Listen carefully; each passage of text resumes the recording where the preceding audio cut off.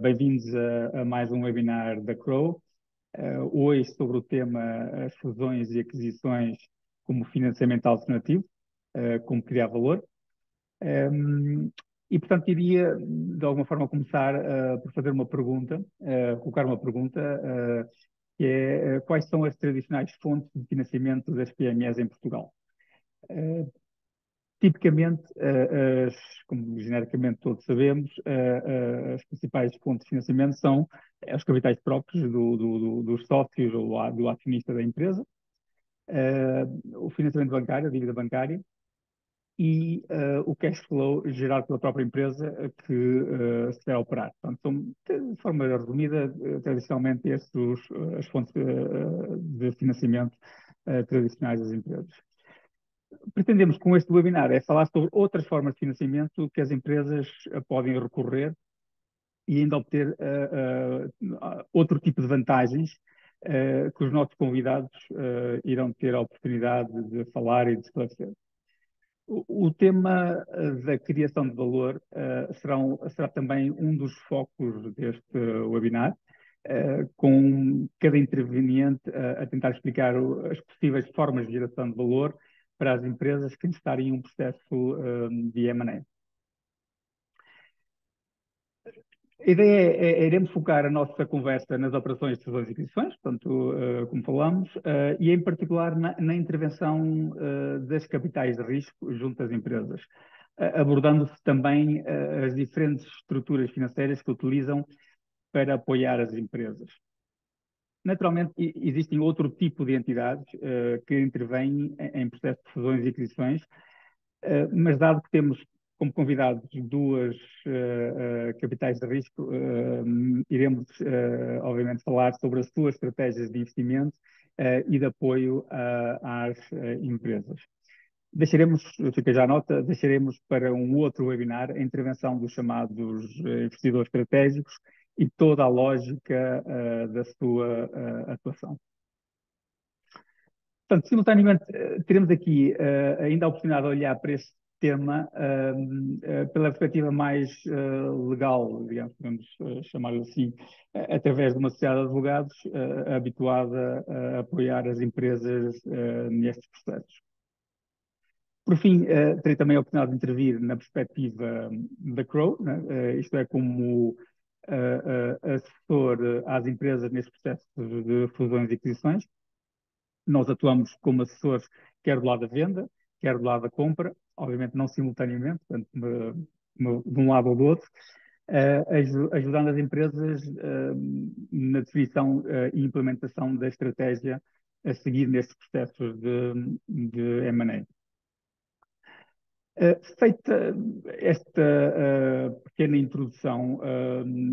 avanço já para a apresentação dos nossos convidados, que desde já agradecemos terem aceitado o nosso convite para partilharem a sua visão sobre este tema e dar os seus inputs específicos e partilharem a sua experiência. Ok, então temos connosco a Inês Gomes Ferreira, responsável pela área de Corporate e Governance na GPA Advogados. Bem-vinda. Obrigada, Paulo. O André Oliveira, sócio CEO da C2 Capital. Bem-vindo, André. Olá, boa tarde a todos, muito obrigado pelo convite. E o Pedro Correia da Silva, que é o founding partner da Active Cap. Bem-vindo também, Pedro. Muito obrigado e boa tarde a todos. Portanto, eu vou começar já, sem esperar muito mais tempo, vamos diretamente aos temas. Vou começar com a Inês e perguntar-lhe sobre o que pensa serem as principais preocupações que, por um lado, as empresas e, por outro, as capitais de risco se deparam num processo de M&A. Obrigada, Paulo. Obrigada pelo convite e boa tarde a todos.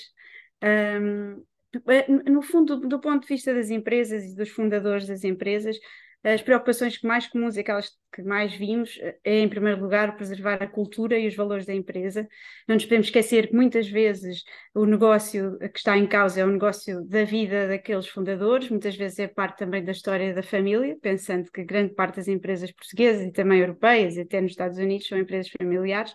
E, portanto, muitas vezes a história e os valores da família estão muito interligados àquele negócio. Depois também, uma preocupação é que a perca da informalidade com que estão habituados a gerir a empresa, incluindo ao nível das decisões de gestão e das reuniões da Assembleia Geral, faz com que pensem que pode haver o risco de o processo se tornar burocrático e que ponha em causa o foco no negócio. Depois também, outra grande preocupação é preservar o controle das decisões. Os promotores mostram muitas vezes essa preocupação porque eles sentem-se os donos do negócio, foram eles que tiveram uma ideia, têm uma visão para o crescimento da empresa, como vão levar o negócio para a frente e, portanto, são sempre muito preocupados com este tema, daí quererem também sempre conservar a maioria no Conselho de Administração.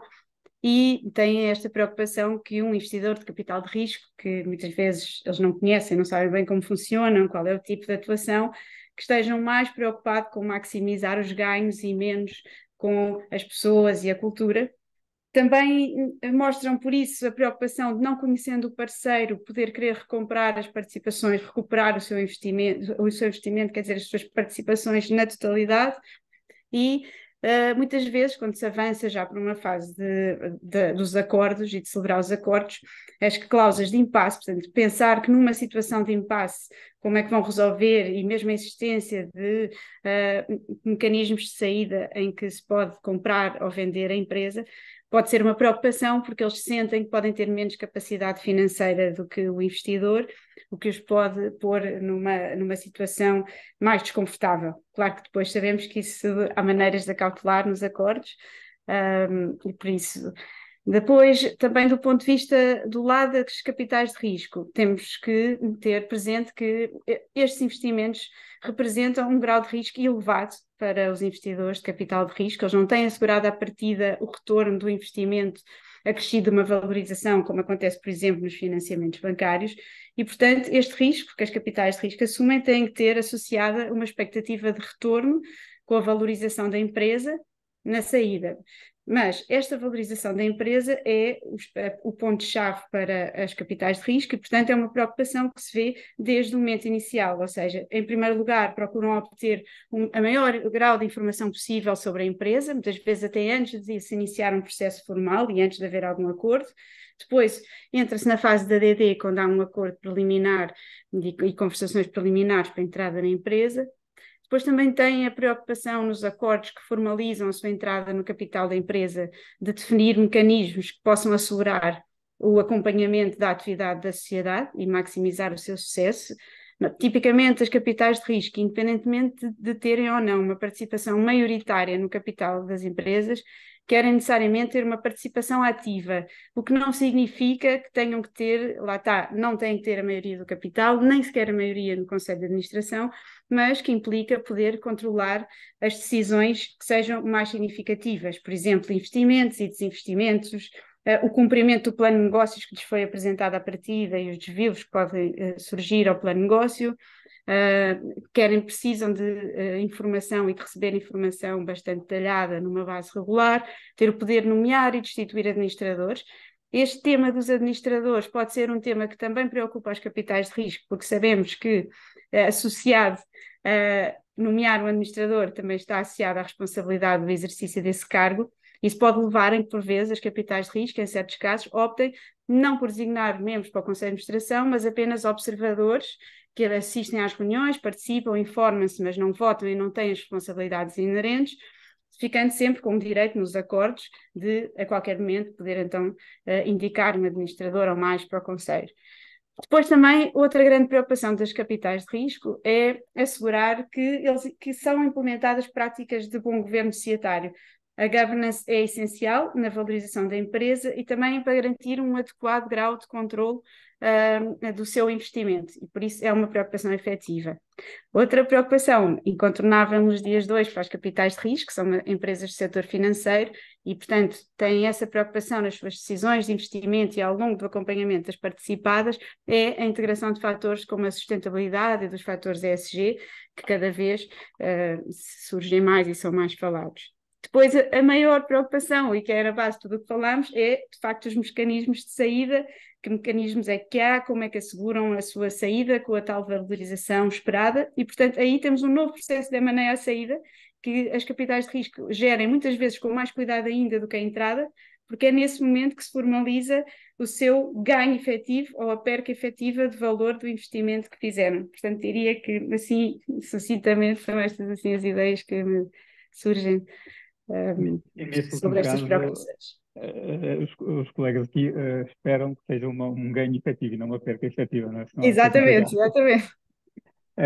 A Inês abordou aqui muitos temas e tocou aqui muita coisa relevante e importante também nestes processos. Vamos agora tentar dissecar alguns que falou e fazer o drill down de cada uma dessas questões e avançava se calhar já para o André e tentava colocar também já numa perspectiva das empresas quem são investidas por uma capital de risco, de que forma é que uma empresa pode aumentar o seu valor através de um processo de M&A, André? Em primeiro lugar, ou seja, nós temos diferentes tipos de fundos e cada sociedade gestora tem a sua estratégia de investimento e, se eventualmente para simplificar aqui a conversa, estamos a falar, eventualmente neste webinar, de participações minoritárias ou maioritárias no capital de empresas, preservando equipas de gestão e preservando os promotores das empresas, e não falarmos apenas de um buyout ou de um fundo setorial que adquiriu a totalidade de uma companhia. O que significa isto que, para nós podermos entrar numa empresa, tem de existir uma motivação. E essa motivação pode vir a gerar um valor naturalmente, está relacionada tipicamente com projetos de expansão, com projetos de transformação do negócio, que pressupõem a entrada no nosso capital, no capital da empresa, através de vários tipos de instrumentos que podemos discutir à frente também, mas sobretudo pressupõe, como a Inês dizia, a tomada de risco por parte dos operadores. Neste sentido, esse projeto de expansão, esse projeto de transformação pode-se traduzir através de um aumento de uma capacidade produtiva, de um aumento de uma capacidade comercial ou até de um processo de consolidação de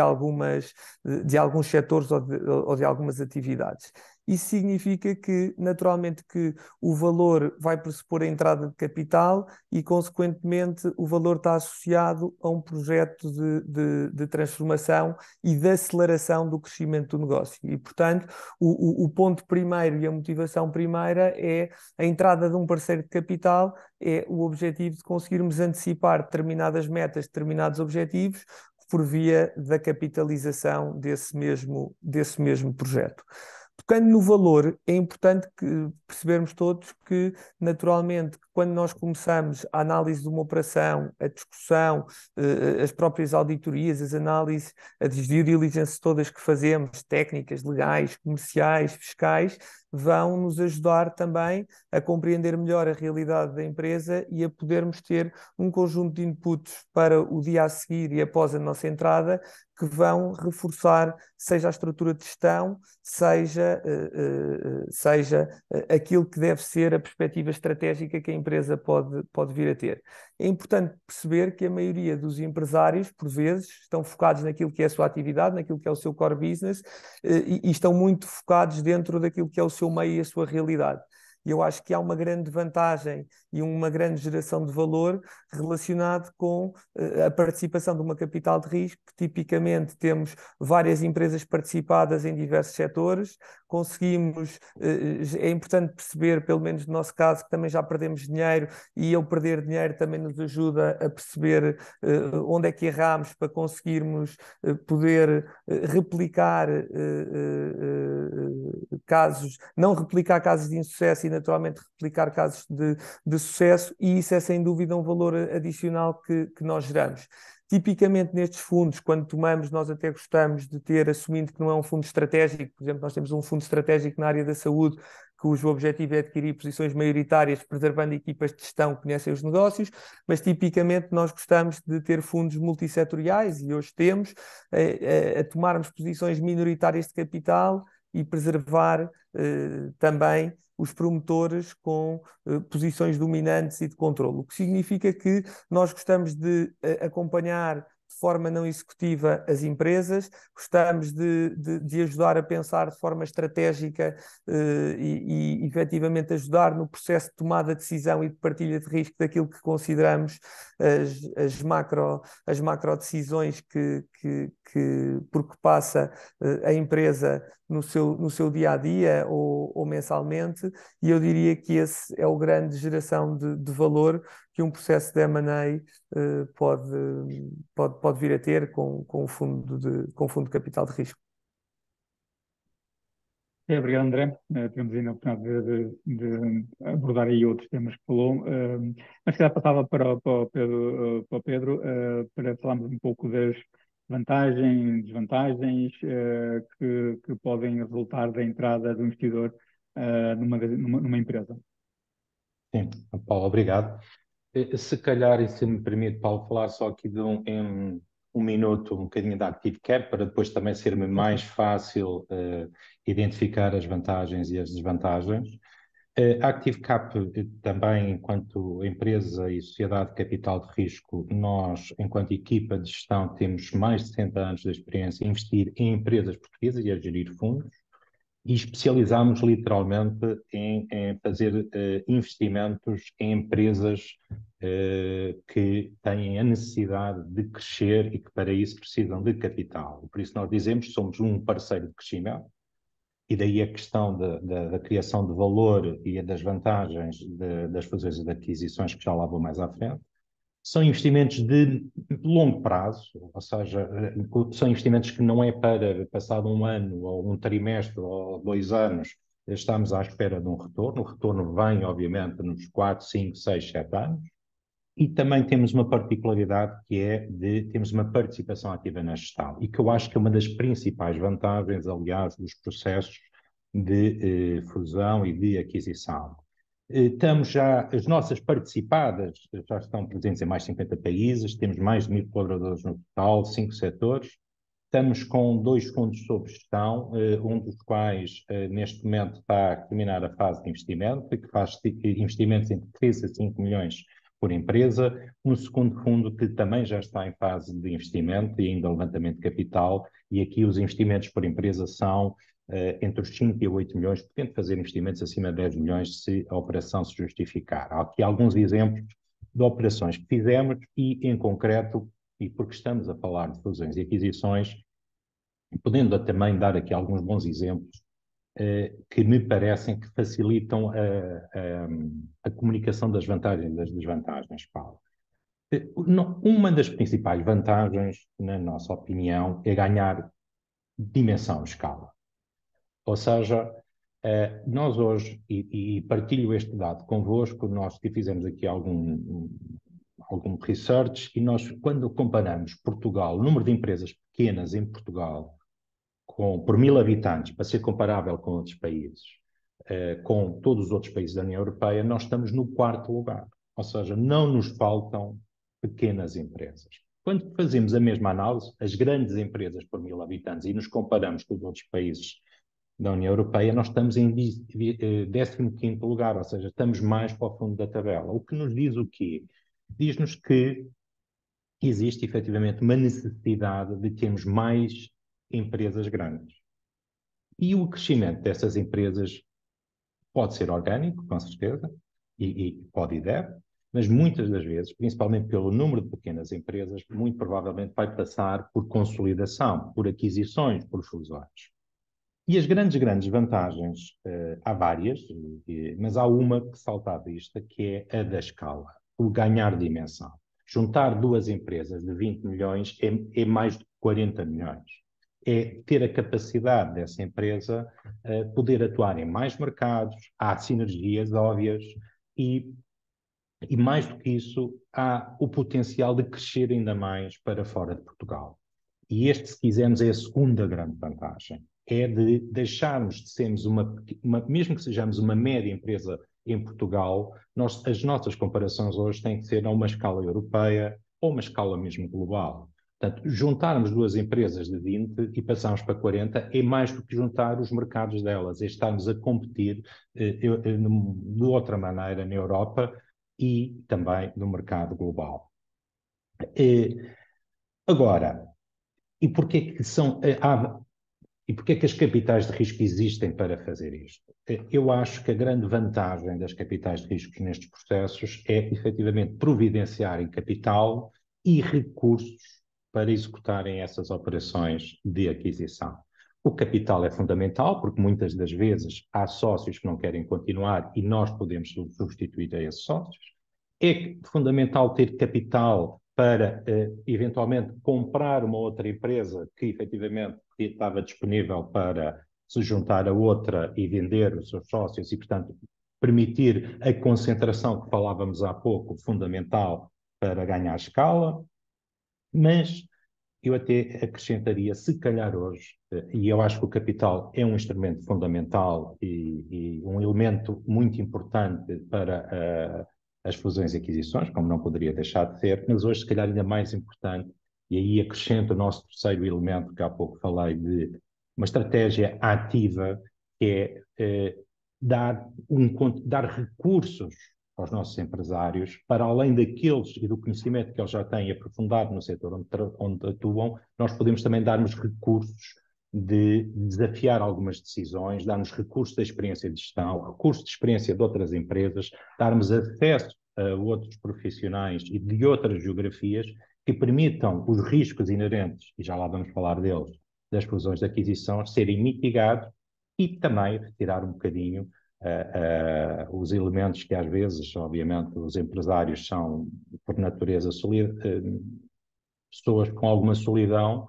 são pessoas que efetivamente têm que tomar decisões sozinhas, se tiverem um parceiro ao lado que os ajude a tomar decisões, a reduzir o risco do seu negócio ou, ao mesmo tempo, também a desafiá-los nos pressupostos que têm elevado o seu negócio, eu acho que isso é sempre contribuir valor e é uma das grandes vantagens para a presença de uma capital de risco nestas operações de fusões e aquisições. Vou insistir aqui no tema das desvantagens. O que é que acha que pode ser menos positivo de uma entrada de uma capital de risco numa empresa? Obrigado, Paulo. Eu subrepticiamente só falei das vantagens, como foi perceptível. Mas é um bom ponto, é um bom ponto. Eu acho que há muitos riscos e de diversas operações que já corremos, a integração de pessoas e a integração de negócios têm riscos. Às vezes não basta dizer, como eu disse há pouco, 20 mais 20 é 40. Há outro género de riscos que têm que ser geridos e, por isso, a experiência de profissionais, e aqui não quero ser simpático, mas tenho que o dizer, que de consultoras como vocês que ajudam ao processo de integração é efetivamente fundamental. Ou seja, Paulo, para responder objetivamente à sua pergunta, talvez a maior desvantagem são os riscos ou as dificuldades de integração. São precisos ser muito bem geridos, principalmente, obviamente, de pessoas. Pós-integração, após a aquisição, este processo aí é crucial. É crucial. E o tema já agora abordava também uma questão que é a parte da cultura, ou seja, especialmente para as empresas eventualmente mais familiares, onde estão habituadas a tomarem as decisões sozinhos, sem pronto, estar aqui a dar satisfação a ninguém. Essa questão pode ser problemática ou como vem isso? Eu posso começar. Eu acho que é problemática, mas é ao mesmo tempo uma das maiores vantagens. É problemática no sentido de que tem que ser bem gerida. Mas uma das maiores vantagens de ter um parceiro financeiro, institucional, é exatamente esse, porque todos nós hoje beneficiamos e entendemos o que é a diversidade nos nossos meios de decisão. Se nós todos temos o mesmo pensamento e todos temos a mesma experiência, as nossas decisões e as nossas discussões vão diferenciar muito pouco. o trazer um elemento novo para a discussão, que seja um elemento experiente em saber estar em boardrooms, em conselhos em gerência ou conselhos de administração, porque aqui sim é importante também, lá está, no risco que falávamos há pouco da integração das pessoas, não é chegar e confrontar, é saber ouvir de ambos os lados e retirar da experiência de cada um o melhor para a empresa. É mais fácil dizer, Paulo, do que fazer, mas por isso é que, efetivamente, aqui nós temos que ter muita experiência para, às vezes, saber lidar com estas dificuldades. Mas, Paulo, eu só queria mesmo salientar, como a Inês também há pouco referiu, a maior parte do nosso universo empresarial é, efetivamente, de empresas familiares. O entrar um parceiro e um acionista institucional coloca desafios, mas é uma das principais vantagens. Acaba por criar um abanão na empresa e obrigá-los a refletir e a repensar a forma como fazem as coisas, como fizeram as coisas, não é? Aquela questão da estratégia que nos levou até aqui não é a estratégia que nos vai levar para onde nós queremos ir e, portanto, acho que sim, acho que é bastante interessante. Inês, voltava para a Inês com os desafios legais. Que tipo de desafios é que normalmente encontra ou dificuldades e que nos possa dar aqui uma ajuda às empresas que possam eventualmente passar por um processo destes? Logo, um dos principais desafios quando se pensa num processo de M&A para uma empresa é a preparação do processo e, portanto, pensar que processo de venda é que querem fazer. E aqui os consultores legais, os advogados com experiências nas operações de M&A e também os assessores financeiros têm um papel importante em explicar, por exemplo, a ponderação de um processo competitivo, que sabemos que é mais complexo, tem mais fases, mas também permite ter mais do que um interessado e, portanto, pode dar um poder acrescido às empresas nas negociações, potencia a obtenção de melhores ofertas quanto ao preço e às demais condições, portanto, dependendo do tipo de processo de M&A que está aqui em causa, pode fazer sentido ponderar este elemento. Depois, pensando também e pegando no que disse o André, uma das coisas que é muito valorizado por qualquer investidor é o acesso à informação sobre a empresa. Isso é decisivo e, portanto, pensando no acesso à informação, há dois aspectos importantes a cautelar. Por um lado, a confidencialidade da informação que as empresas vão divulgar, portanto, é essencial celebrar acordos de confidencialidade e a cautelar a confidencialidade da informação durante o processo e após o processo, quer ele se venha a concretizar ou não. E depois promover outra coisa onde os advogados têm aqui um papel importante e também os assessores financeiros podem contribuir, que é a ponderar juntamente com a empresa e com o cliente, portanto, fazer um processo, uma due diligence do próprio vendedor.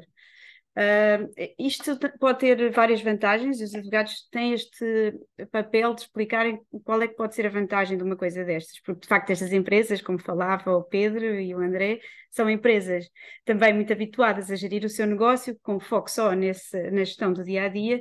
e podem não perceber este tipo de vantagens do que é ser eles próprios a promoverem o seu processo, contratarem assessores externos para que possam passar a ter uma visão mais integral do estado da empresa. Portanto, deixa-os afastarem-se um bocadinho daquela gestão do dia-a-dia para perceberem o que é uma perspectiva global, identificar logo os riscos, formas de tratar algumas dos aspectos que podem ter que se regularizar na empresa antes mesmo do processo de M&A avançar e, portanto, ao preparar melhor todo este processo e toda a informação, também ficam com mais noção do valor real da empresa. Isso pode ser um fator também negocial importante quando apresentam a empresa a um investidor, já têm mais conhecimento sobre tudo o que está em causa. Já agora, Inês, essas são as chamadas vendor due diligence, não é? Portanto, exato. Que efetivamente poderão ajudar bastante ao processo ser mais célere à frente, ou seja, tentar fazer isso, essa análise de forma antes de entrar num processo de M&A, eventualmente com base nessa informação, fazer algumas correções, corrigir algumas coisas, melhorar algumas coisas e depois avançar com o processo de forma bastante mais preparada. Efetivamente é uma boa sugestão. Exatamente, porque passam a ter um relatório emitido por uma entidade externa que lhes dá credibilidade, que mostram que têm capacidade de organizar a informação dessa forma e, portanto, dá de facto uma ideia mais estruturada da empresa. Depois também, uma coisa importante é, principalmente pensando em empresas em setores regulados, é conhecer os riscos regulatórios do negócio e do mercado em que atuam e acautelar as formalidades a que pode estar sujeito o processo. Gerir com cuidado as relações com o regulador, assegurar as eventuais autorizações que possam ser necessárias, comunicações prévias ou posteriores, garantir também o alinhamento de todos os sócios, porque isso é muito importante, a união dos sócios quando se vão apresentar num processo de venda é essencial. E depois, outra coisa que muitas vezes falamos aqui destas empresas pequenas, muitas vezes focadas no seu negócio, mas têm muitas vezes necessidade, ou porque estão a pensar no seu crescimento, ou num processo de internacionalização, ou alguma oportunidade que vem próxima, podem ter a tentação de acelerar o processo de venda para aceder mais rapidamente aos meios financeiros e descurar um bocadinho da negociação de acordos equilibrados. E aqui nós aprendemos que, sejamos advogados das empresas e dos fundadores, ou quando naquelas vezes em que somos advogados dos compradores, investidores de capital de risco ou outros, é essencial conseguirmos obter um acordo equilibrado para ambos os lados, porque muitas vezes esse desequilíbrio, que às vezes pode acontecer por pressa do cliente, faz com que as relações que são para durar se possam estragar e com isso destroem valor às empresas. Portanto, é uma coisa que queremos sempre evitar e queremos nessa fase poder aconselhar o cliente para, às vezes, pode valer a pena esperar um bocadinho mais, mas conseguir negociar um acordo que seja equilibrado e que as partes sintam que de facto acautelam as preocupações de ambos os lados. Depois também é muito importante e é essencial definir, ponderar, analisar e definir a estrutura da operação. Pensar, por exemplo, na venda de uma empresa, se queremos vender a empresa, se queremos vender só ativos, analisar os vários aspectos fiscais e outros inerentes à estrutura da operação. Como é que vamos transferir o risco do negócio, como é que acautelamos esses vários temas. Depois, muitas outras questões contratuais que se põem, mas que é muito importante que as empresas tenham noção à partida, principalmente quando estão menos habituados a estes processos. É óbvio que o investidor vai exigir declarações e garantias sobre o estado da empresa, o estado do negócio. As empresas devem fazer essas declarações, mas têm que ter o cuidado de fazer os disclosures da informação que de facto sabem, portanto, coisas menos simpáticas às vezes, mas que é a realidade do que se passa na empresa e que têm que também dizer à partida, porque isso permite, depois, isto também vai influenciar muito no valor da empresa, não é? Podemos fixar um preço no negócio, mas qualquer responsabilidade futura que se venha a revelar existir relativamente a alguma coisa que o vendedor declarou e não está correto, vai-se depois refletir nesse valor, porque vai ser algo que o vendedor vai ter que indemnizar o comprador. E muitos outros tipos de cláusulas que, quando se faz estes acordos, pode ter que ponderar, por exemplo, cláusulas de não concorrência, faz sentido muitas vezes nestes investimentos, capitais de risco e outros, há uma preocupação de cautelar que os fundadores que estão na empresa não vão fazer um negócio ao lado e, portanto, estão ali dedicados ao negócio e isto é essencial. Perceber também, quando há mais do que um vendedor ou comprador, como é que tratamos a responsabilidade pelas obrigações assumidas no contrato, é uma responsabilidade solidária, portanto todos respondem pela indenização global a que possa haver lugar, ou se cada um responde na proporção das suas participações. Portanto, e em geral todos os tipos, todos os contratos e documentos, várias peças que podem existir ao longo do processo, são documentos que em cada etapa se tem que ponderar se faz sentido introduzir. Por exemplo, ter ou não uma carta de intenções, um acordo onde se põem princípios iniciais, quando ainda não se chegou a um acordo efetivo. Tem que se ponderar que o que lá dissermos numa fase inicial pode vincular para o futuro. E, portanto, que se as negociações não se chegarem a concluir, por exemplo, há lá certos princípios que depois vão ser utilizados para aferir da boa-fé das partes. Portanto, há muitos aspectos que se tem que ter cuidado e em que, de facto, a ajuda de advogados, assessores financeiros, nesta fase, é muito útil para os clientes, mesmo que eles logo ao princípio possam não perceber, porque possam achar que queriam era fazer um negócio logo, mas são passos muito importantes a ponderar. Inês, sobre os temas fiscais, obviamente há aqui uma questão que às vezes a parte fiscal é mais relevante, principalmente quando os sócios, acionistas vendem as suas participações, versus quando há entrada de dinheiro na empresa pela parte das capitais de risco, há uma injeção de capital, um aumento de capital. E, portanto, da vossa parte, quando vocês estão as empresas abordam estas questões com o tempo suficiente ou muitas vezes chegam já com as coisas já basicamente já nada a fazer, ou seja, tem que se avançar com o que temos. Como é que isso costuma Exato. ser? Muitas vezes receberam, por exemplo, uma term sheet de uma sociedade de capital de risco e eles têm que comentar, normalmente com bastante pressa, e muitas vezes isto pode acontecer já num estágio deste, e portanto logo nessa fase vamos ter que explicar que o que definirmos ali depois vai condicionar as negociações, aqueles principais, a term sheet é onde está, não é? Os princípios, o resumo das cláusulas que se vai acordar mais à frente, e portanto logo essa parte é importante. E os temas fiscais podem também surgir aí, a maneira como se analisa a estrutura do investimento também pode ser relevante. E por isso, cada caso pode ser um caso, mas, por exemplo, isso de definir vender, quando é uma venda de 100%, vender a empresa, ou até de 50%, já nos aconteceu casos em que tivemos que ponderar, quando a ideia era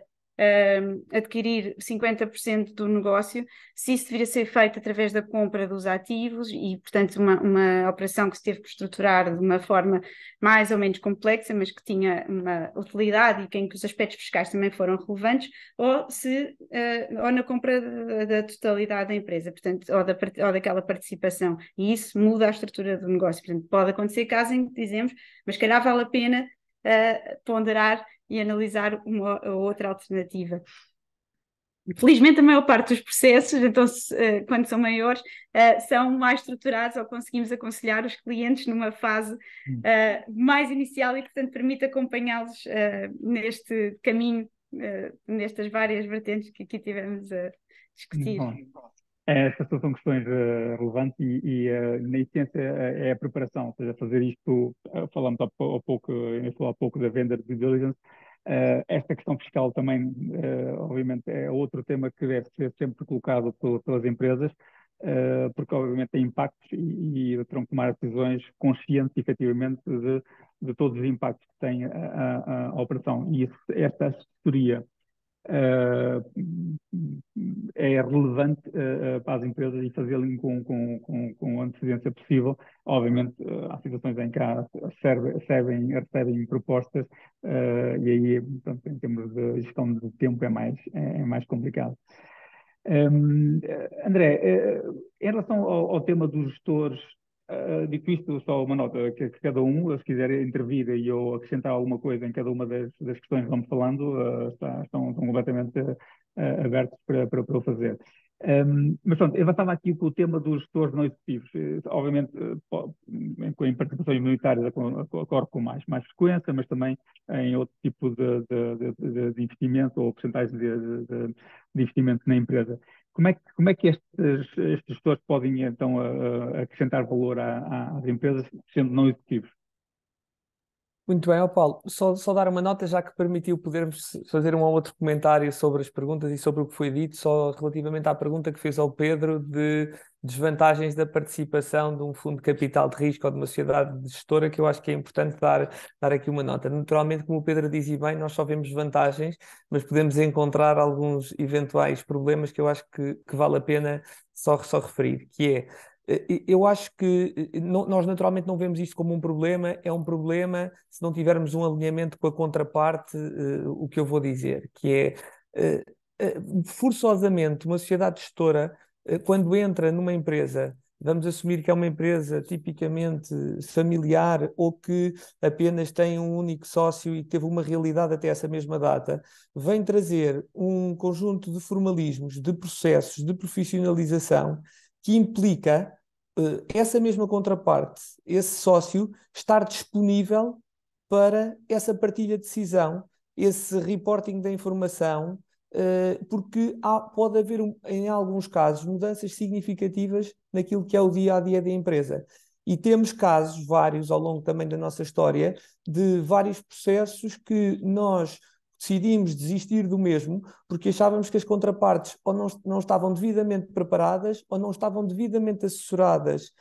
nos processos transacionais e que no dia a seguir a concluirmos uma transação íamos ter um conjunto de problemas, como a Inês ou o Pedro dizia, que se vai traduzir numa distribuição de valor para o próprio negócio, e para nós, sociedades gestoras, a última coisa que queremos é ter de começar a olhar para estes contratos e para o acordo de investimento e para o acordo parasocial e perceber que tipo de direitos é que temos e que não temos, no sentido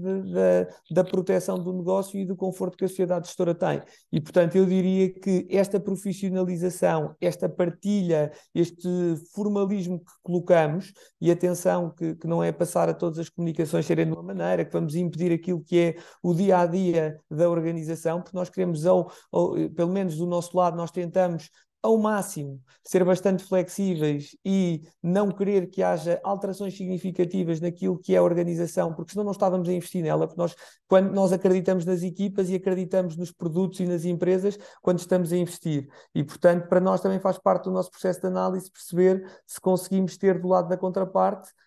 essa capacidade. No nosso caso, temos 30 ou 40 sócios nas empresas participadas e, como tal, e já tivemos mais 20 ou 30, temos de tudo. Já tivemos casos de bons relacionamentos, de maus relacionamentos, mas efetivamente o que nós tentamos é, ao máximo, preservar o valor do negócio e proteger essas relações, porque nós temos de nos conhecermos. Estes processos tipicamente não são rápidos, porque não só implicam todos os processos de análise, de due diligence, etc., e contratuais, mas também de um conhecimento do negócio das pessoas, porque nós vamos partilhar decisões, vamos partilhar riscos, vamos partilhar insucessos e felicidades ao longo dos próximos 6 ou 7 ou 8 anos de vida da empresa, e para isso é preciso haver, vou dizer, uma maturidade de todos os envolvidos e um sentido de responsabilidade perante aquilo que contratamos, não propriamente do que está escrito, mas dos princípios. Nós tentamos olhar no mínimo possível para os contratos de investimento e só em casos últimos é que vamos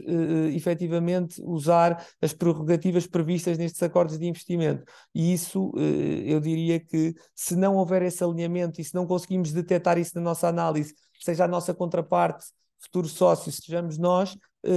pode ser efetivamente um problema para todos os envolvidos. Peço desculpa por me ter estendido aqui por um ponto anterior, mas como não tinha aberto a possibilidade também de comentarmos, eu achava que era relevante dar esta nota. Entrando no valor como um gestor não executivo, eu diria que isso está muito relacionado, naturalmente com a filosofia e com o ADN de cada sociedade gestora. Nós tipicamente trazemos não aportar apenas capital, e significa que temos uma preocupação enorme em ajudar a pensar fora daquilo que é a caixa, daquilo que é a realidade da empresa, do seu dia-a-dia, que está completamente absorvido nas suas microdecisões, e poder tentar colocar as pessoas nos sítios certos, a tomar as decisões estratégicas e a dedicarem o maior tempo possível naquilo que pode efetivamente gerar valor da empresa, e tentar ao máximo libertar pessoas com competências mais operacionais, mas que são estratégicas para a empresa, para aquilo que são as macrodecisões. E isso é um processo também que demora, que não é de um momento para o outro, onde a gestão não executiva tem um papel efetivamente fundamental, fruto de uma visão bastante abrangente e bastante dos diversos setores que cada sociedade gestora já participou ou está participada, e todos os processos de gestão. Adicionalmente, nós temos uma preocupação em gerar não só um cross-selling de oportunidades dentro do nosso portfólio e, portanto, tentar que haja cruzamentos de oportunidades, sejam comerciais, sejam de fornecimento, seja de consórcio dentro daquilo que é o portfólio C2, tendo como um acionista comum, mesmo todos sendo distintos, nesse caso a C2. E, por outro lado, tentamos, por exemplo, a C2 tem hoje cerca de 700 investidores no total dos fundos que tem sob gestão, desde investidores institucionais, individuais a empresas, e, portanto, tentamos muito gerar, e temos uma preocupação enorme em geração de rede comercial e institucional, em ajuda na renegociação e no contacto com entidades financeiras. Portanto, tentamos, de forma não executiva, não estarmos envolvidos naquilo que é a microdecisão, e, portanto, podemos até, no âmbito de uma due diligence, identificar uma necessidade de indicar um diretor comercial ou um diretor financeiro, no sentido de reforçar a gestão, que até tentamos que seja recrutado em conjunto connosco e com os promotores, e não seja uma imposição da sociedade gestora colocar essa pessoa. Foi uma debilidade que nós identificámos da empresa e, portanto, queremos efetivamente reforçar a gestão, mas sobretudo tentar que efetivamente consigamos gerar valor adicional para além do dinheiro, apesar do dinheiro e do capital e do projeto de expansão, seja ele qual for, ser naturalmente o motivo e a oportunidade para nós podermos entrar nas empresas onde participamos. Esse valor, só para terminar, da gestão não executiva, pode estar relacionado, como dizia, com o processo de expansão, com o processo de consolidação, mas também com o processo de saída. E, portanto, nós temos casos, só para dar um exemplo rápido, de uma empresa bastante robusta, com 50, 60, 70 milhões de volume de negócios, que na altura tinha uns resultados de 6 ou 7 milhões de euros e uma caixa eventualmente equivalente, portanto não tinha dívida financeira, tinha um projeto de expansão, mas completamente de acordo com a capacidade de libertação de meios da empresa e, portanto, não tinha propriamente uma motivação financeira para nós entrarmos nesta empresa, mas claramente esta empresa queria estar com uma entidade que está habituada a comprar e a vender participações sociais, cujo objetivo era, em 5 ou 6 anos, prepararmos a empresa para se fazer uma venda. Portanto, ao contrário de um imóvel que nós podemos colocar à venda amanhã, se tivermos um determinado comprador, independentemente do estado em que ele esteja, podemos fazê-lo, um processo de venda de uma empresa é diferente e, portanto, requer uma determinada preparação, principalmente quando queremos vender 100% da empresa e não estamos a falar de um projeto de continuidade. E, portanto, é um caso onde a nossa geração de valor foi pouco profissionalizar a gestão, foi pouco gerar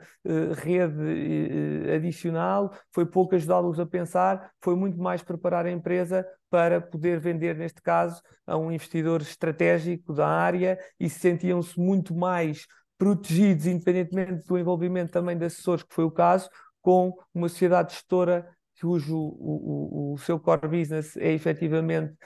comprar e vender participações, do que continuarem esse processo sozinho. E era um caso prático, onde o capital até nem foi a motivação principal, teve naturalmente de existir um aumento de capital neste caso, mas é uma nota também de geração de valor, diferente daquilo que é o dia-a-dia também da organização e mais óbvio. Um exemplo interessante. Muito bem, falar aqui de um tema que o Pedro gosta bastante, de escalar as empresas, o crescimento, e portanto ia perguntar ao Pedro de que forma que poderão as organizações escalar mais rapidamente, então, através da intervenção de uma entidade como uma capital de risco. Sim, Paulo, obrigado. Eu até aproveito para, respondendo a essa questão, ao mesmo tempo também dando aqui um comentário à questão da componente da gestão executiva e não executiva, que estão relacionadas. Mas começando pela sustentabilidade. O nosso conceito de sustentabilidade, independentemente de agora também haver critérios mais relacionados com questões ambientais, mas nós olhamos para estas questões da sustentabilidade de uma maneira holística, ou seja, algo que tem que fazer com que o negócio perpeture no tempo. E para isso, e como disse bem, Paulo, para nós a escala é fundamental. Nós não podemos estar mais sozinhos a pensar que o nosso produto hoje vai ser sempre o melhor produto amanhã, nem que por muito que nós tenhamos aqui uma base de clientes fidedigna hoje, não vamos ser confrontados amanhã com a concorrência vinda de outras geografias. E por isso, para termos um negócio sustentável, temos que lhe dar escala que permita, obviamente, atingir outras geografias, porque as outras geografias vão nos atingir a nós, queiramos ou não, e também, ou dar escala, o que é que nos permite na prática? Permite-nos alterar, de alguma maneira, os nossos modelos de decisão e de governo. E daí a relação com a pergunta anterior. É efetivamente, e eu concordo com o que o André disse, hoje acho que há uma boa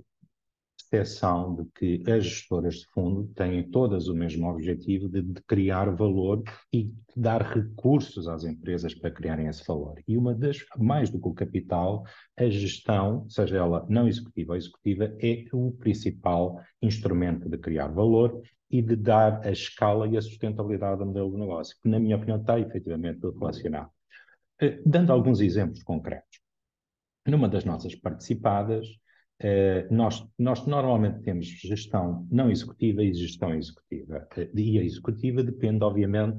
daquilo que nos parece ser a nós e aos outros acionistas, aos outros promotores, as necessidades da empresa. Num dos investimentos que fizemos, uma empresa que já duplicou o volume de negócios, entendemos que era importante encontrar um Chief Growth Officer.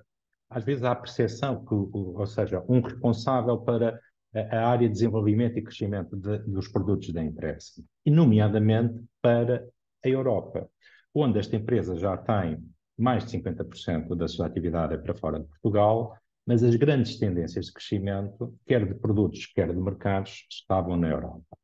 E, portanto, o que nós acordámos é encontrar um perfil concreto que tivesse a experiência multinacional neste setor e nestes produtos. Demora um bocadinho mais a encontrar este perfil, mas depois o perfil ajusta-se que nem uma luva às necessidades da empresa.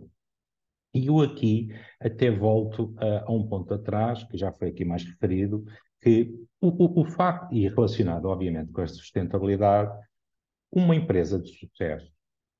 e um empresário de sucesso, que efetivamente muitos deles começam do zero a sua empresa, têm sucesso e passam os primeiros desafios, que são sempre exigentes, mas já têm uma dimensão, 10, 20 milhões, e portanto são empresários obviamente com um sucesso e que muitos deles são também, além de empresários, são gestores. Mas a sustentabilidade do negócio, passando pela escala, vai obrigar a que as decisões que ele tem que tomar a partir de um determinado momento e determinada escala deixem de ser mais decisões de empresário, passam necessariamente a ser mais nas decisões de gestor e precisa de alargar as equipas. E é aqui, efetivamente, que às vezes nós verificamos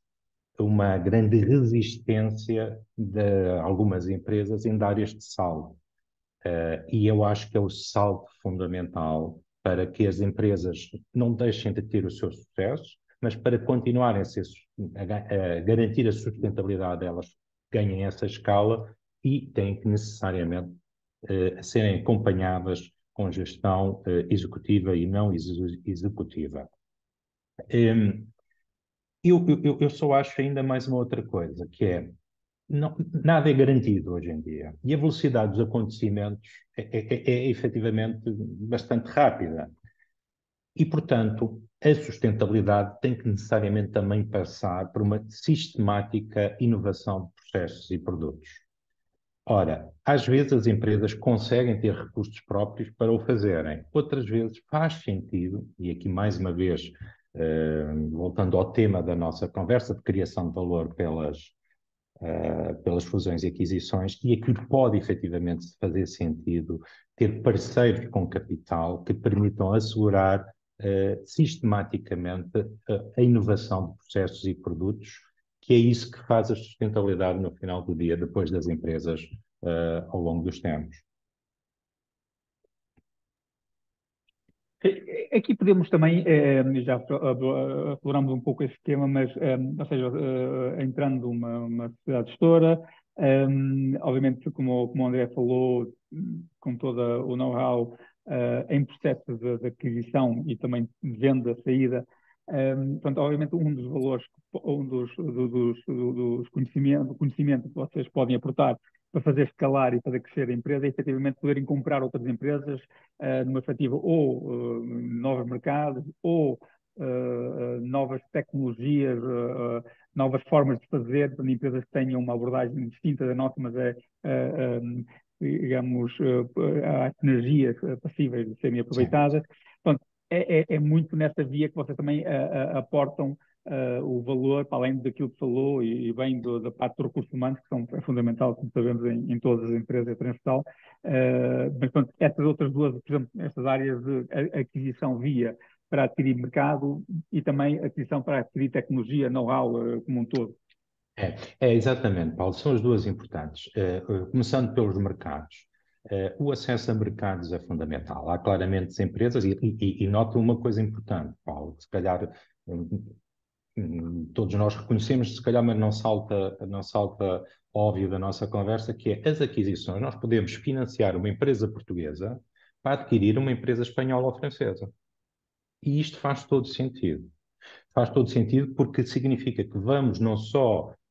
comprar complementaridade e tecnologia, mas também mercado.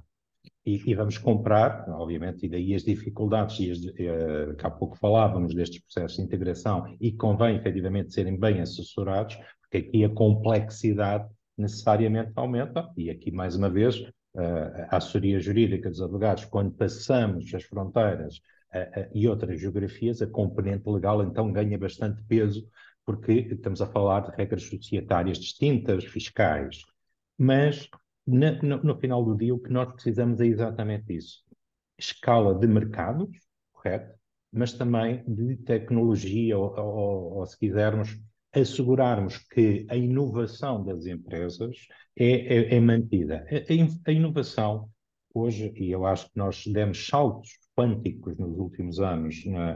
na percepção de inovação da generalidade das nossas empresas e da economia de uma maneira agregada, precisamente porque não é só uma questão de questões tecnológicas. Não, a inovação de processos permite-nos ser competitivos e continuarmos a manter-nos numa posição competitiva face aos nossos concorrentes. A inovação de produtos, claro, aquilo que nós conseguimos fazer hoje é efetivamente diferente do que fazíamos há muitos anos atrás e, portanto, necessariamente causa ou potencia a criação de novos produtos. E isto não tem fim, literalmente. Portanto,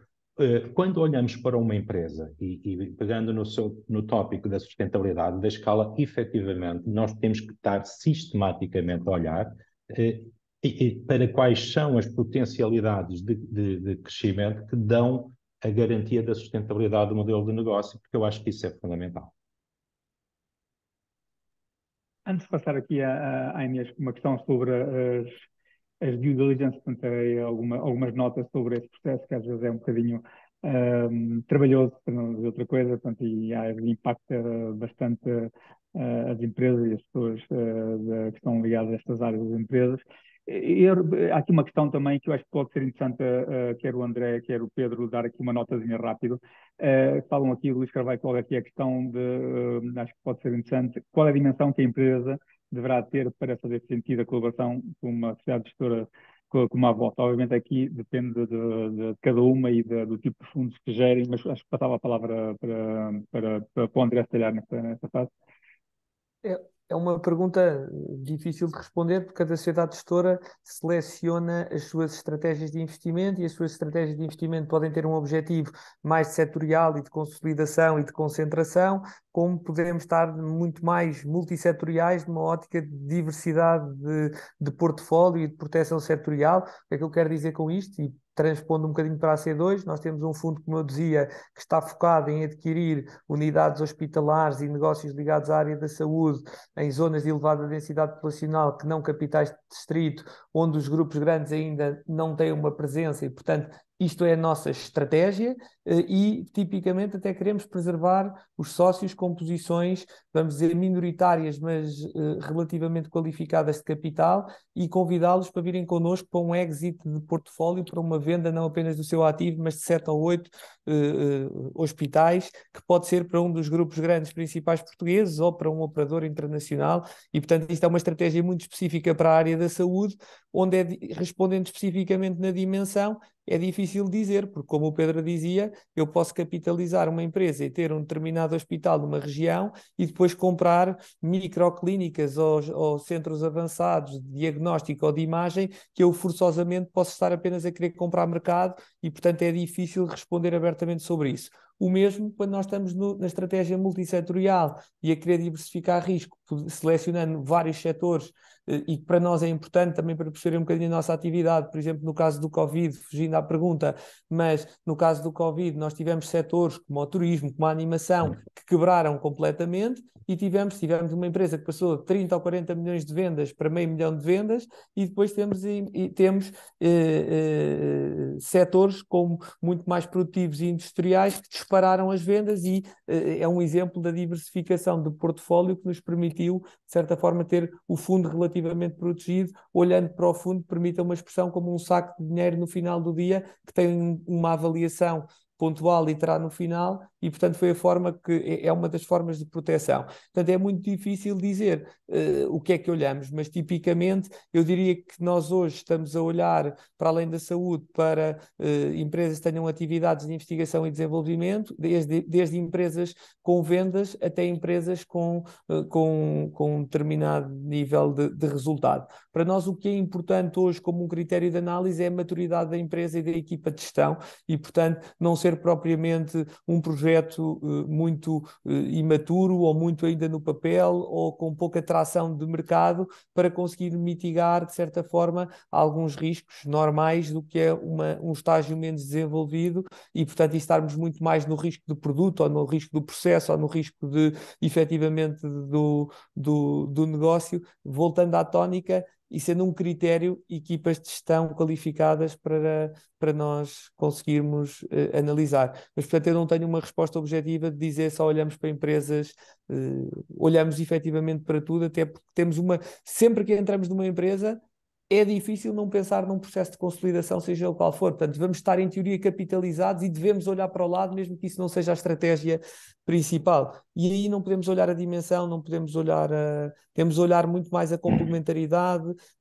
ou integração de tecnologia ou integração de novo produto. Temos de olhar de uma forma muito mais estratégica e, portanto, é difícil dizer genericamente e varia de fundo para fundo e espero daqui a 6 meses ou um ano ter aqui um novo fundo que temos em pipeline lançar, onde estamos a falar de outra estratégia de investimento diferente do que estamos aqui, do que hoje estou a apresentar. E isso é uma vantagem hoje em dia, portanto, o mercado português já agora de capital de risco vai muito além da C2 e da Active Cap, cresceu bastante, particularmente nos últimos 7 ou 8 anos, derivado a uma ou duas oportunidades que surgiram, e eu diria que hoje há uma grande diversidade e há liquidez no mercado para haver processos de capitalização de empresas, processos de participação no capital e de aceleração. Eu pegava exatamente nisto que o André disse, e concordando com o que o André disse, que de uma maneira geral, todas as empresas ou todas as dimensões estão elegíveis, porque há efetivamente sociedades, capitais de risco e fundos que estão especializados no seed ou no startup, logo desde o início, e depois há, se quisermos, no extremo oposto, sociedades e fundos que estão mais especializadas nos chamados buyout, que é já na compra de 100% e tipicamente de empresas de maior dimensão. E ainda bem que assim é, e sublinhando o que o André disse, hoje há uma grande diversidade de fundos nacionais, outros também internacionais. Acho que é bom que o mercado seja dinâmico, é bom para todos, é bom para nós, sociedades gestoras, é bom para as empresas, têm mais do que uma possibilidade de escolha e de comparação, porque permite que se crie mercado, e ao criar mercado significa que nós todos ganhamos mais, uma melhor percepção do que efetivamente é estas fusões e aquisições, do ponto de vista e das necessidades que outras geografias já ultrapassaram e, portanto, de alguma maneira até podem ser mais competitivas por isso. Do nosso lado, para responder da Active Cap, estes dois fundos que vos falei que nós estamos a atuar andam com empresas com dimensões à volta dos 10 milhões de euros. Pode ser um bocadinho menos, pode ser um bocadinho mais, e tipicamente acima disso nós olhamos. Agora, olhamos para investir diretamente, mas o comentário que o André fez também é importante. Uma operação mais pequena pode ser uma oportunidade de consolidação de uma participada nossa. Se efetivamente nós já tivemos uma participada que atua num determinado setor e mesmo que a dimensão não seja a ideal para o nosso fundo, pode ser ideal para uma das nossas participadas e isso pode, obviamente, ajudar a ser equacionada. Mas uma última nota. Imaginemos que até a dimensão não é adequada para a nossa estratégia. Nós temos, e eu gosto e ficamos contentes de fazer, se nós vimos que não é avaliada, não é adequada para a nossa estratégia, mas eu conheço que é para a do André ou para a de um outro colega nosso, nós temos a capacidade de indicar uma outra sociedade que nós entendamos que possa ser mais indicada, porque eu acho que isso ganhamos todos ao fazê-lo. Pedro, e Paulo, só dar aqui uma nota no seguimento do que o Pedro está a dizer, o qual eu concordo absolutamente, que é,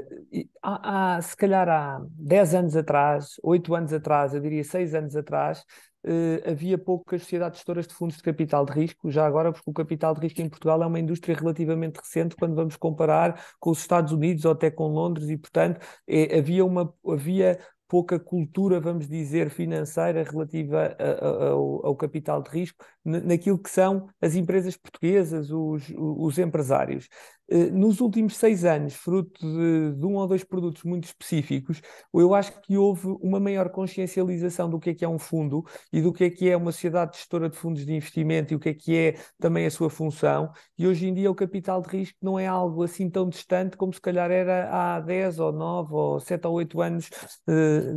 atrás. E, portanto, seja por via do sistema do CIFID, dos fundos que o Banco Fomento traz, hoje em dia é difícil não encontrarmos um empresário que não tenha uma maior consciência e um maior conhecimento do que são fundos de capital de risco, para além, já agora, de uma conotação negativa que os fundos têm, que parece que os fundos há uns anos atrás, olhávamos para os fundos tudo quase como ao fundo do mar ou como algo associado bastante negativo e só ao acesso de alguns, e eu diria que é uma das vantagens hoje que temos e termos esta capacidade de oferta. E já agora de concorrência. Por vezes, já perdi uma operação, infelizmente, para a Active Cap, felizmente para a empresa que ficou com a Active Cap, e, portanto, isto faz parte também de conseguirmos poder trazer uma maior dinâmica para o mercado por via desta oferta, em benefício não só dos empresários, mas nós também conseguirmos tornar as nossas propostas cada vez mais atrativas, não trazermos apenas dinheiro para cima da mesa e conseguirmos diferenciar, porque havendo capital nós vamos ter de nos diferenciar ou pela nossa rede, ou pela empatia que tivemos, ou pela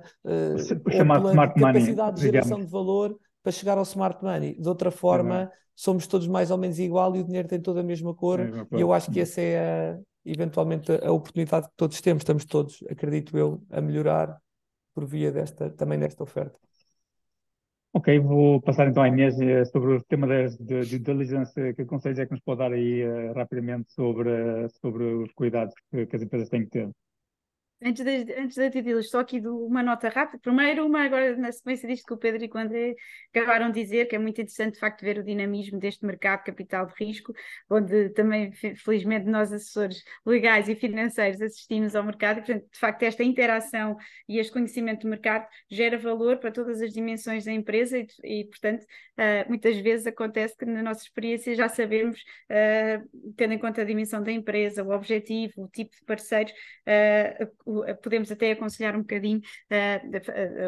as apresentações que se podem fazer dos diversos intervenientes no processo. E outra nota, ainda também pegando no que dizia o Pedro sobre o tema da sustentabilidade, que vai muito além de facto dos fatores ESG, só pegar um tema de governance que me é também bastante querido e portanto dos advogados, que é o tema da remuneração, que também é muito importante no tema da sustentabilidade das empresas, alinhar a remuneração dos administradores e mesmo dos trabalhadores e de pessoas com cargos de direção nas empresas com objetivos de longo prazo da empresa. Portanto, a parte, no caso de administradores executivos, parte da remuneração, que não a fixa, portanto, parte da remuneração ser variável, mas alinhada também com estes interesses de longo prazo e criar políticas de remuneração que impliquem, de facto, o pagamento de remuneração em função da verificação do cumprimento desses interesses e, portanto, podem ser pagamentos que só se verificam 3 anos depois em função dos resultados esperados. Pronto, era só uma nota rápida sobre esse ponto, só para deixar também este ponto. Relativamente às due diligence, assim, os conselhos que poderíamos dar a um cliente nesta área, às empresas, um bocadinho na linha do que estava a referir relativamente à Venture Due Diligence, perceber, e às vezes é muito importante perceber esta fase de due diligence e não é evidente para uma empresa normal, concentrada no seu negócio e na gestão do dia-a-dia, mas é muito importante para as empresas perceberem logo que esta fase é de facto intensa, é demorada, vai retirar tempo da gestão do dia-a-dia para preparar, recolher e organizar a informação, mas que é absolutamente essencial para o investidor para ter interesse, para perceber o valor da sociedade, para saber em que é que vai investir. Portanto, esta atitude de cooperação da empresa, disponibilizando informação de uma forma organizada, demonstra também transparência, abertura, maior credibilidade e profissionalismo na gestão, e por isso pode também levar a uma maior valorização da empresa. Então aí o papel dos advogados e dos assessores financeiros é muito importante. Podem ajudar não só tecnicamente, nesta parte de analisar e interpretar a informação que é preciso recolher, ajudar também os clientes a reunirem, portanto, os contratos do lado dos assessores financeiros e informação financeira, até ajudar a preparar, regularizar alguns aspectos, mas depois o papel dos advogados tem que ir para além disso e nós notamos que é muito importante também este tipo de intervenção, que é preparar psicologicamente os clientes para o processo que os espera, de que muitas vezes a DD é só um início, mas que pode marcar a dinâmica toda da relação e, portanto, é muito importante. Nós já tivemos dos dois lados. E, portanto, por exemplo, do lado de quem está, dos investidores, receber informação de uma forma desorganizada, que às vezes é passada, parece sem muita vontade, e depois pode ficar a dúvida se aquela entidade, se aquela empresa não está a querer divulgar informação porque não é transparente e tem alguma coisa a esconder, ou se afinal não tem nada a ver com isso, tem mais mesmo só a ver com a gestão do dia a dia, e, portanto, podem gerar-se mal-entendidos em que o apoio de assessores especializados é muito importante. Portanto, esta preparação emocional para o processo, para perceber o que é normal, o que é típico ser uma preocupação do investidor e perceber que não tem nada de mais, é simplesmente uma preocupação habitual e ajudá-los a gerir a lista extensa de informação, a digerir um bocadinho e até a maneira como tem que ser disponibilizada, desmistificando os pedidos e a complexidade destes processos de DD é muito importante. Portanto, o advogado tem que, nas várias fases do processo, ir guiando o cliente, caracterizar o tipo de investidores, pode ser muito diferente um investidor de capital de risco de um outro investidor que é, por exemplo, uma empresa concorrente, e aí até tem que se acautelar do ponto de vista legal a maneira de divulgar a informação, porque como não temos a certeza se esse concorrente vai entrar na sociedade, a disponibilização da informação na DD tem que ser feita de outra forma, portanto, criar equipas que não disponibilizam, que analisam a informação, mas que filtram relativamente ao concorrente, a informação, ao nível de informação a que ele pode ter acesso, portanto, isto é muito relevante. E por isso eu diria que é muito isto, é gerir as expectativas, mas salientar bem a importância disto, porque as expectativas de retorno que os investidores têm nas empresas partem muito deste ponto de partida e, portanto, é essencial para quem vai entrar no negócio e, portanto, assumir os riscos e correr os riscos, poder ter acesso a um processo de DD o mais facilitado possível e vai ser muito bom para todas as partes, porque de facto é um início de relação que é para perdurar, portanto é importante ter aqui uma cooperação a todo o tempo. É o início da cooperação, não é? Entre as partes. Uhum. Perfeito. Ia colocar aqui uma questão, se calhar aos termos, começava também na mesma pela Inês. Colocou aqui o Jorge Felício o tema de as estratégias de saída. Portanto, tínhamos aí uma questão também que íamos falar sobre isso, sobre as estratégias de saída. Colocando aqui a pergunta, fica tudo definido no início das negociações? Portanto, também é muito esta dúvida, fica logo, ou seja, os associados entram e nesse momento fica logo definido, ou então é no final que é definido a saída? Exatamente, estava a pensar que estava em mute. Exatamente, os mecanismos de saída são acordados à partida num acordo de investimento e no acordo parasocial, porque, como eu dizia no início, uma das preocupações maiores dos investidores de capital de risco é garantir a valorização na saída. Portanto, pode haver vários tipos de mecanismos de saída e de venda. Assistimos também muitas vezes à venda das participações dos acionistas de uma forma muitas vezes espontânea, quando há aqueles casos de management buyout, em que através do management, os managements adquirem a gestão, portanto, pode haver alguma coisa parecida, ou pode ser pré-negociada, por exemplo, estabelecendo opções de compra ou de venda nos acordos com os valores à partida pré-definidos. Tipicamente, nestes investimentos, acorda-se o retorno do investimento acrescido de uma determinada valorização. Depois, as capitais de risco também procuram assegurar, porque os seus investimentos são, por natureza, limitados no tempo, eventos de liquidez, ou seja, eventos, saídas que proporcionam uma materialização da liquidez do seu investimento. Os capitais de risco querem receber depois, no final, o valor correspondente ao investimento que realizaram, acrescido uma determinada valorização, com prioridade, tipicamente, relativamente aos fundadores, Isto é um bocadinho o retorno também do investimento inicial grande que fazem, muitas vezes sem ter uma correspondência na medida da participação social que assumem na empresa. Portanto, tem estas cláusulas de saída. Há mais cláusulas de saída também associadas e que protegem algumas fases do processo, por exemplo, cláusulas que se chamam de drag-along ou de tag-along, que são cláusulas de transmissão forçada das participações sociais, quando há uma proposta de compra de participações,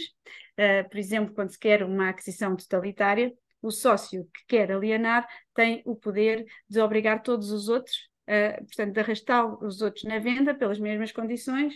ou então quem recebe uma proposta de compra também dá,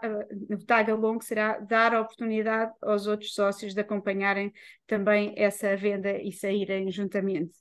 Que são também cláusulas usadas muitas vezes para evitar os abusos da minoria, porque quando uma sociedade tem uma determinada valorização e se fez determinado investimento, muitas vezes temos assim, 89% do capital, por exemplo, a querer sair e teríamos 11% a impedir esta venda quando temos um comprador que quer comprar a totalidade do capital. Portanto,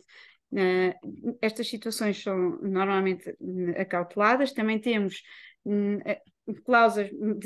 relativas ao direito de preferência,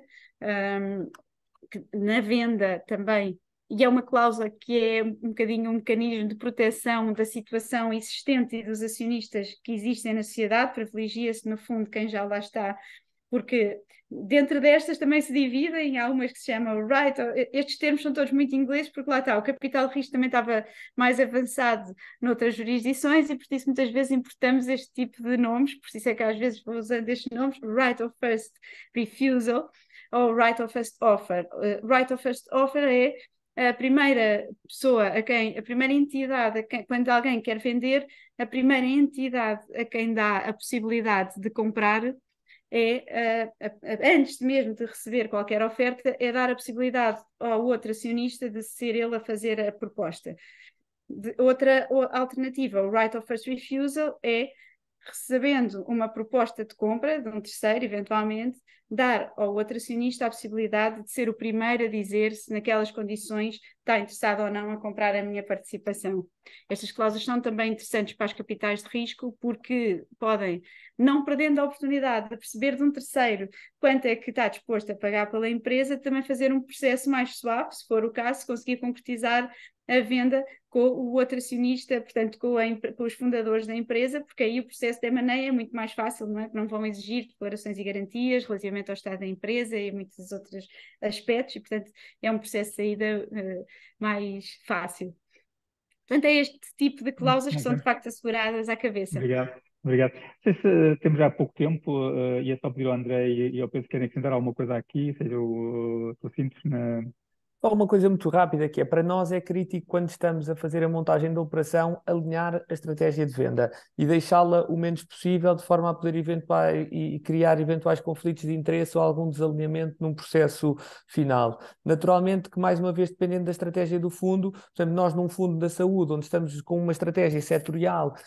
não vamos ter nenhum tipo de abertura que não seja uma venda em mercado de 100% de todas as participações do fundo. Quando estamos em fundos multissetoriais, com estratégias, vamos dizer, diferentes dentro do próprio fundo, quer dizer, temos dois caminhos, ou alinhar para uma venda conjunta em mercado a partir de um determinado momento, podendo arrastar efetivamente o acionista, neste caso maioritário, para a venda. É importante perceber, e isto por vezes cria alguma discórdia no processo negocial, que é uma participação minoritária não tem liquidez no mercado e o fundo tem um ciclo de vida e esse fundo tem mesmo de terminar e, portanto, para nós é crítico poder vender uma posição maioritária bastante qualificada, idealmente 100% da companhia e, portanto, isto como primeira nota, ou ter um segundo caminho, também usamos muito, para alguns casos onde somos efetivamente investidores temporários de capital, entenda-se com o que eu estou a dizer, que os promotores querem continuar com o negócio, seja porque é um negócio familiar e, portanto, nós estamos transitoriamente na empresa, onde podemos definir uma opção com uma remuneração previamente definida para podermos sair e para podermos ser transitórios naquilo que, por exemplo, era um negócio familiar e, portanto, são as duas opções, diria, mais tradicionais que nós costumamos ter. Depois podemos entrar já aqui em cenários de conflito, se não nos entendermos num processo de uma venda. Não vou comentar para simplificar agora. Paulo, muito rápido, telegraficamente, eu só acrescentava que nestes acordos deve ficar definido quase tudo menos o preço. Porque efetivamente nós entendemos que para o alinhamento de interesses existir, o preço não deve estar fixado. Ou seja, se uma empresa até ao último dia da participação de um fundo valoriza 1 euro, há uma percentagem desse euro que é para nós e a outra percentagem é para os outros acionistas e, portanto, quanto mais maximizarmos o valor da empresa, mais valorizamos todos e o alinhamento de interesses tem que funcionar. E o último comentário para que isto aconteça e funcione é que seja a estrutura mais simples possível, que evite efetivamente o recurso a leituras das alíneas e que efetivamente, não sendo simples, cria uma complexidade desnecessária. Exato. Muitas vezes é dificuldade de interpretação do que se quis dizer, não é? Ahm, Muito bem, temos aqui umas questões também que a Karina Azevedo colocou, estão um bocadinho também a ver com, quer dizer, coloca aqui a venda a 100%, faz sentido os sócios gerentes manterem-se como responsáveis, como gerentes, mesmo que fiquem como CEOs. Portanto, está essa questão. Se a Inês quer dar aqui alguma ideia sobre isto? Sim, já nos aconteceu em bastantes processos de venda, que pelo menos numa fase inicial, que quem compra a empresa peça, principalmente se são sociedades de private equity, que peçam para que os gestores da empresa continuem a desenvolver o negócio, portanto, assumir posições de liderança como CEOs, se for o caso, porque são quem conhece o negócio, são aquelas pessoas que asseguraram o resultado e o valor da empresa como ele estava na data em que elas entram no capital. E, portanto, é muito normal que empresas mais profissionais, mas que não têm o conhecimento da gestão daquela sociedade, peçam aos gestores para se manterem na sociedade e depois, muitas vezes, com cláusulas de remuneração acrescida em função do cumprimento de determinados resultados nestes primeiros anos em que esses antigos sócios e agora só administradores ou gerentes se mantêm na empresa. Ok. E colocar aqui uma questão também sobre o tema da avaliação do preço. Sabemos que há uma diferença entre, obviamente, preço e valor. E também sabemos que o mercado, por vezes, desconhece um pouco os conceitos do valor total da empresa, chamado em terminologia também, como estamos a Inês a falar, de enterprise value, o equity value, portanto, o valor tem que ser o valor total da empresa, depois temos que deduzir ou acrescentar, deduzir a dívida ou acrescentar eventualmente cash. E como é que vocês gerem, isto é para o Pedro e depois uma nota do André, como é que vocês gerem isso, como é que vocês passam essa informação e chegam a um entendimento com as empresas, com os sócios? Sim, Paulo, obrigado. É bastante interessante um tema, até porque, como em tudo, quem está a comprar quer, obviamente, reduzir o preço, quem está a vender quer maximizar o preço. E como bem disse o Paulo, o valor e o preço são conceitos distintos. O preço é o que é o valor que vai ficar fixado a transação, o montante, o valor é o que nós percepcionamos cada um deles. Portanto, é normal esta, enfim, discussão até à última hora, antes de assinarmos as fichas técnicas que há pouco a Inês referia. Este é sempre um tema interessante. O que é que nós costumamos fazer? Em primeiro lugar, acho que vamos acreditar que vamos estar todos de boa fé e de bom senso e que todos temos uma boa informação e tentamos que, obviamente, as perspectivas de cada um e as expectativas também estejam alinhadas e não haja uma disparidade muito grande. Se a disparidade é muito grande, é melhor, efetivamente, não perdermos muito tempo. Mas, mesmo assim, assumindo que não há uma disparidade muito grande, mas há, obviamente, uma diferença, o que tentamos fazer, Paulo, para ser muito objetivo à resposta, é encontrar mecanismos que mitigam uma valorização errada. Vamos dizer, nós à entrada, obviamente, precisamos que seja um preço justo, mas que nos proteja num cenário adverso, e preferimos e não nos importamos que, se à nossa saída a valorização foi tal que, efetivamente, se quisermos, o outro promotor ou a expectativa dele fosse efetivamente mais adequada, nós podemos recompensá-lo por isso. Com isto, reduzimos as assimetrias entre o preço e o valor, e principalmente das expectativas de valor. Isto é um mecanismo, usamos muitos outros mecanismos que têm a ver com os próprios, imaginemos que os promotores continuam na gestão, nós dizemos, olhem, se cumpris o vosso o business plan e for exatamente como se pensa ser, e é normal dizê-lo, e devemos dizê-lo, é normal que os fundos tenham um fator de correção, um fator de risco acrescido e, portanto, tendam a reduzir os crescimentos ou expectativas de valorizações para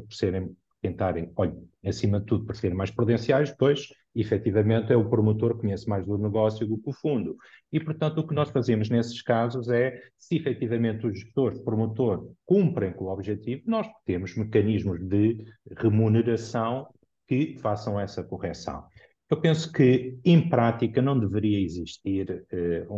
ser um impedimento para o negócio, desde que ambas as partes tenham, efetivamente, um bom senso para chegarem ao entendimento, onde o que importa é a valorização da empresa.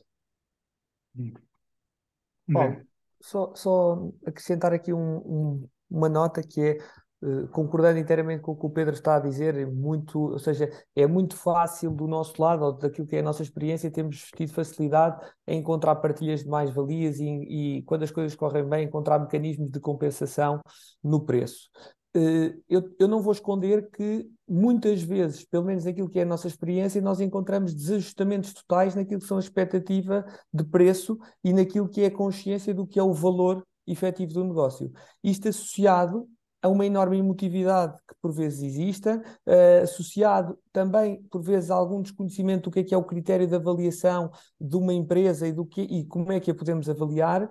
ao ponto em que por vezes temos equações impossíveis que efetivamente não vale a pena avançar porque há um desajustamento total, porque só vamos vender pelo preço que ninguém paga. E nós aí rapidamente temos de antecipar isso em benefício do nosso tempo e em benefício de um desgaste que não terá fim. Em todo o caso, felizmente temos a maioria dos casos onde conseguimos encontrar a racionalidade e o equilíbrio, e uma nota é, todos os negócios bons que fiz, fiquei com a sensação que deixámos algum dinheiro na mesa em perspectiva de avaliação. E eu tenho a certeza que a minha contraparte pensou exatamente a mesma coisa, e isto para mim é crítico para aquilo que vai ser a nossa convivência nos próximos 7 ou 8 anos. Porque se eu me sentir enganado, a única vez que eu me senti enganado ao fim de 2 ou 3 ou 4 meses, eu quis automaticamente sair e começar a olhar para o parasocial por um conjunto de coisas. E esta racionalidade que tem de existir e este equilíbrio para nós é crítico. Nós temos encontrado estruturas que nos evitam a discussão da avaliação, porque por vezes nós achamos que vale 1 e a nossa contraparte acha que vale 100, e portanto nós temos utilizado muitos instrumentos que são,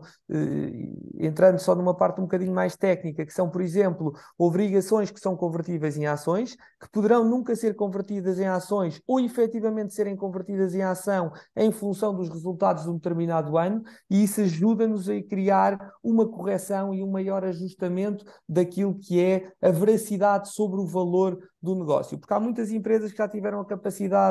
têm a capacidade produtiva instalada e já não temos de fazer esse investimento, mas ainda não estão na máxima produção. Há múltiplos casos que nos podem adiar a discussão da avaliação eventualmente para a frente. E temos casos onde temos empresas que não querem pura e simplesmente que nós sejamos acionistas, não querem mexer na estrutura acionista. E, portanto, nós ao utilizarmos as obrigações também vivemos bem, porque criamos uma rentabilidade fixa que pode ser 0 ou pode ser marginalmente positiva, e uma rentabilidade variável indexada àquilo que é o crescimento do negócio ou o crescimento dos resultados. E isso pode-se traduzir para mim, no final do período, no dia que nos formos embora ou que vendemos a empresa, numa rentabilidade de 20% ou 30% ao ano, e isto foi próximo de um financiamento, porque na verdade a empresa tem uma dívida perante o fundo, dívida é essa que pode não ter uma obrigação de pagamento, mas ou paga ou a empresa é vendida no final e eu terei